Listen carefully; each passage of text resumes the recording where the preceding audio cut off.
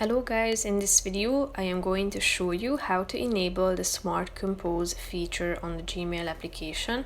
But first I just want to mention, don't forget to subscribe to my channel because at 100,000 subscribers I am going to show you my whole YouTube revenue statistics and growth strategy, how to make money online. Now let's jump into it. First of all, open the application on your phone. Then tap on the menu icon in the upper left corner of the screen, and then click on the settings option down below at the bottom of the page. Scroll down to the compose and reply section, and here you can find the fourth option, which is Smart Compose, that you can enable by tapping on this button next to it on the right side of the screen.